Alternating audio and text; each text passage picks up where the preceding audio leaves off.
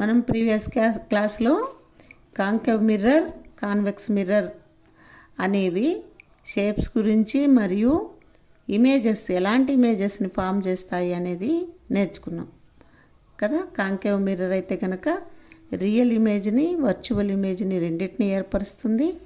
అదే convex mirror అయితే only virtual ఇమేజ్ని ఏర్పరుస్తుంది. అంతే కదా నేర్చుకున్నాం. ఇంకేం నేర్చుకున్నాం? రియల్ ఇమేజ్ అనేది అద్దం ముందు ఏర్పడుతుంది కాబట్టి మనం దానిని స్క్రీన్ మీద పట్టగలుగుతాము. వర్చువల్ ఇమేజ్ అనేది అద్దంలో ఏర్పడుతుంది, లోపల ఏర్పడుతుంది కాబట్టి, అంటే అద్దం వెనకాల ఏర్పడినట్టుగా ఉంటుంది కాబట్టి మనం దానిని స్క్రీన్ మీద పట్టలేము. ఇంకొకటి ఏం నేర్చుకున్నాం? రియల్ ఇమేజ్ అనేది ఎప్పుడు కూడా ఇన్వర్టెడ్గా ఏర్పడుతుంది. అదే వర్చువల్ ఇమేజ్ ఎప్పుడు కూడా ఎరెక్ట్గా ఏర్పడుతుంది. ఇవి మనం నేర్చుకున్నటువంటి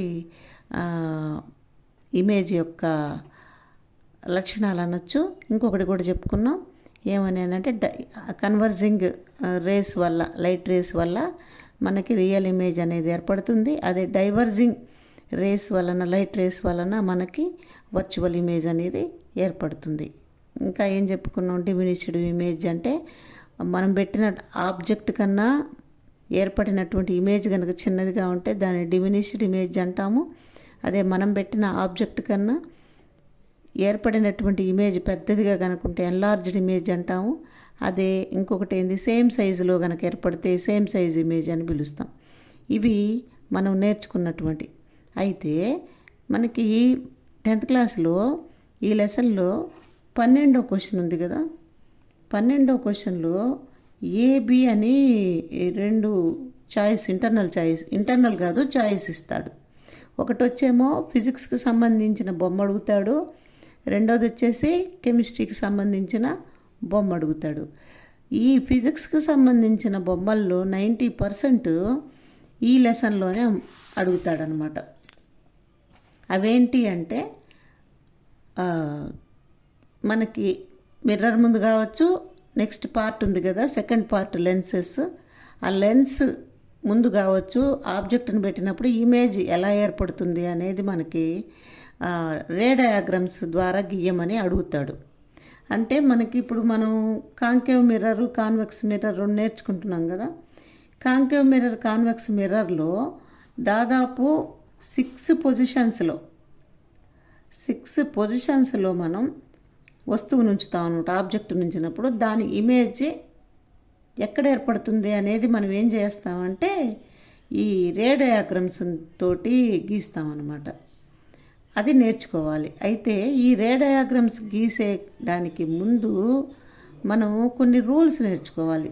అవి ఏంటంటే 4 రూల్స్ ఉన్నాయన్నమాట. ఈ రూల్స్ కనుక పక్కగా నేర్చేసుకుంటే, పర్ఫెక్ట్గా కనుక నేర్చుకుంటే రే డయాగ్రమ్స్ని ఈజీగా గీసేయచ్చు. కాబట్టి ఈరోజు లెసన్లో మనం ఏం నేర్చుకుంటామంటే 4 రూల్స్. రే డయాగ్రమ్స్ గీయడానికి మనకు కావాల్సిన 4 రూల్స్ ఎలా ఉంటాయి, ఏమేంది అనేది నేర్చుకుందాం. ఫస్ట్ రూల్ అయితే ఒకటేగా ఉంటుందమ్మా. కాన్వెక్స్కి కానీ కాంకేవ్కి కానీ మిర్రర్స్లో రూల్ అయితే కనుక ఒకటే ఉంటుంది. కాకపోతే మనం వేసేటటువంటి బొమ్మ మారుతుందన్నమాట. అది కొంచెం గమనించాలి మీరు. ఎందుకని చెప్పండి? కాంకేవ్ మిర్రర్ అంటే కన్వర్జింగ్ కాబట్టి, కాన్వెక్స్ అంటే డైవర్జింగ్ కాబట్టి మనం వేసే బొమ్మ మారుతుంది కాబట్టి అది జాగ్రత్తగా గమనించుకుంటూ వినాలి. ఓకే, ఇప్పుడు రూల్స్ చెప్తున్నాను.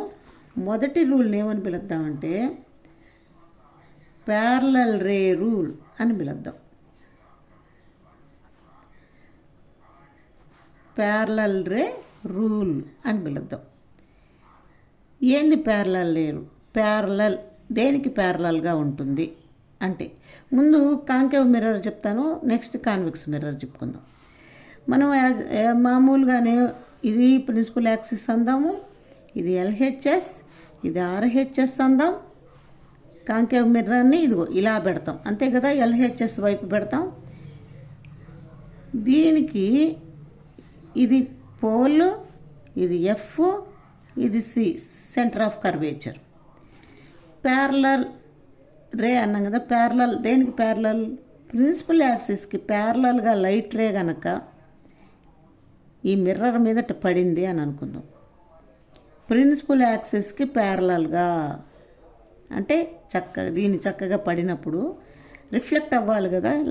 అద్దం మీద పడ్డప్పుడు రిఫ్లెక్ట్ అవుతుంది అని చెప్పుకున్నాం కదా, రిఫ్లెక్షన్ అనుకున్నాం కదా. ఆ రిఫ్లెక్ట్ అయిన రే ఎటు వస్తుందంటే ఫోకస్ గుండా బయటకు వస్తుంది, ఇలా బయటకు వచ్చేస్తుంది, ఇటు వస్తుంది. యారో మార్కులు గమనించండి. ఇట్లా పడినటువంటి యారో, ఇట్టబడినటువంటి లైట్ రే ఇదిగో ఇలా బయటకు వస్తుంది. ఇది మొదటి రూలు. మళ్ళీ చెప్తున్నా చూడండి. ప్రిన్సిపల్ యాక్సిస్కి ప్యారలల్గా ఒక లైట్ రే కనుక అద్దం మీద పడ్డప్పుడు ఆ అద్దం మీద పడినటువంటి రే రిఫ్లెక్ట్ అయ్యి ఎటువైపుకి వస్తుంది అంటే ఎఫ్ గుండా బయటకు వస్తుంది. ఇది మొదటి రూల్. దాన్నే ప్యారలల్ రే రూల్ అందాం. రెండో రూల్ని ఏమందామంటే ఫోకస్ రే రూల్ అని పిలుద్దాం. ఫోకస్ రే రూల్ మళ్ళీ యాజ్ యూజువల్ చూడండి. ఇది ప్రిన్సిపల్ యాక్సిస్, ఇది కాంకేవ్ మిర్రరు, ఇది పోలు, ఇది ఫోకస్, ఇది సెంటర్ ఆఫ్ కర్వేచర్. ఇప్పుడు రెండోది ఏంది, ఫోకస్ రే రూల్ అంటే లైట్ రే కనుక ఫోకస్ గుండా పడింది అనుకో, ఇటు పడింది అనుకో, ఒకవేళ అద్దం మీద ఇలా పడింది, దేని గుండా, ఫోకస్ గుండా పడింది, అప్పుడు ఎట్టు వస్తుందంటే రిఫ్లెక్టర్ రే దీని నుంచి పడంగానే రిఫ్లెక్ట్ అవ్వాలి కదా, వెనక్కి వచ్చేయాలి కదా. ఆ వెనక్కి వచ్చే రే ఎట్టు వస్తుందంటే ప్రిన్సిపల్ యాక్సిస్కి ప్యారలల్గా వచ్చేస్తుంది, ఇటు వచ్చేస్తుంది. ఇది రెండోది. ఇప్పుడు ఈ రెండు గమనించుకోండి. ప్రిన్సిపల్ యాక్సిస్కి ప్యారలల్గా వచ్చేదేమో ఫోకస్ గుండా వచ్చేస్తుంది, ఫోకస్ గుండా పడిందేమో ప్రిన్సిపల్ యాక్సిస్కి ప్యారలల్గా వస్తుంది. రెండు ఒకదానికొకటి వైస్ వర్సా అన్నమాట, వ్యతిరేకంగా ఉంటాయి. అంటే ఇటు పడింది ఇటు వచ్చేస్తుంది, ఇటు పడింది ఇటు వచ్చేస్తుంది. ఇది రెండో రూలు. మూడో రూల్ మాట్లాడదాం. మూడో రూల్ని ఏమందామంటే సిసి రే రూల్ అని పిలుద్దాం. సిసి అంటే సెంటర్ ఆఫ్ కర్వేచర్. ఒకవేళ సెంటర్ ఆఫ్ కర్వేచర్ గుండా పోయిన లైట్ రే అద్దం మీద పడింది అనుకుందాం. చూడండి, ఇది వచ్చేసి ప్రిన్సిపల్ యాక్సిస్, ఇది వచ్చి కాంకేవ్ మిర్రర్, ఇది పోల్, ఇది ఎఫ్, ఇది సి. ఒకవేళ ఇటు పడింది అనుకోండి, సెంటర్ ఆఫ్ కర్వేచర్ గుండా ఇటు పడింది అనుకోండి అద్దం మీద పడ్డప్పుడు అది ఎలాంటి డీవియేషన్ లేకుండా మళ్ళీ వచ్చిన దారిలోనే వెనక్కి వెళ్ళిపోతుంది, ఇటు పడుతుంది, ఇటు వస్తుంది, అట్టే ఇటు వెళ్ళిపోతుంది. మనం రిఫ్లెక్షన్ రూల్స్ చెప్పుకునేటప్పుడు ఎంత యాంగిల్తో అయితే నార్మల్ మీద పడితే ఆ పక్కగా అంతే యాంగిల్తో రిఫ్లెక్ట్ అవుతుంది అని అనుకున్నాం కదా. అంటే ఇక్కడ మళ్ళీ వేసి చూపిస్తా చూడండి. ఇది నార్మల్, ఇది 30 డిగ్రీలు అన్నాం.